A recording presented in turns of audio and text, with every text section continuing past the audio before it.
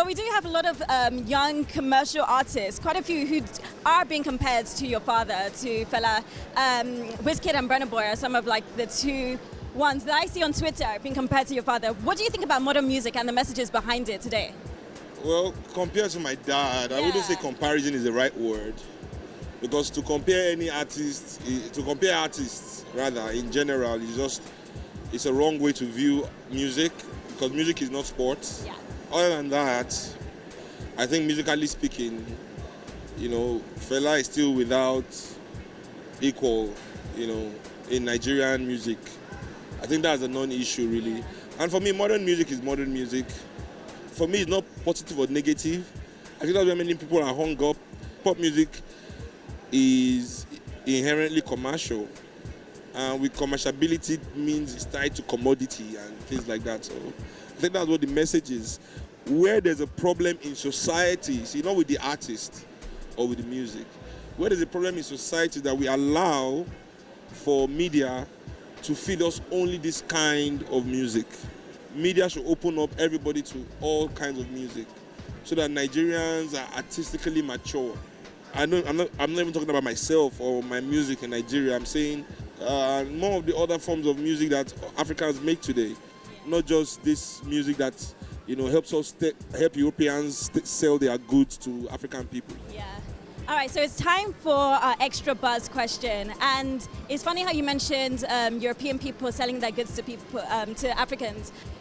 There have been a couple of people who've come out to say that they are the ones who invented the Afro-beat sound. And most recently has been Beyonce when she released her Lion King album, The Gift. And in an interview, she said that she created this whole new genre of music. So how does that make you feel? Because, I mean, Fela Kuti is your father, and Fela Kuti, to all Africans, is the founder of the Afro-beat sound.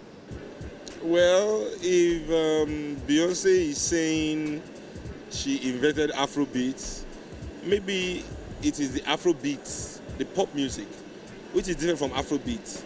I don't like to talk about Afro-beat or Afro-beat, the comparison. For me, I'm past that. So maybe she's talking about pop music like Afro-beats, and she's trying to steal their thunder and their hard work.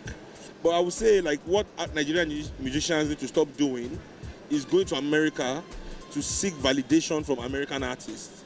If you are seeking validation from Beyonce, how can you say you invented the sound?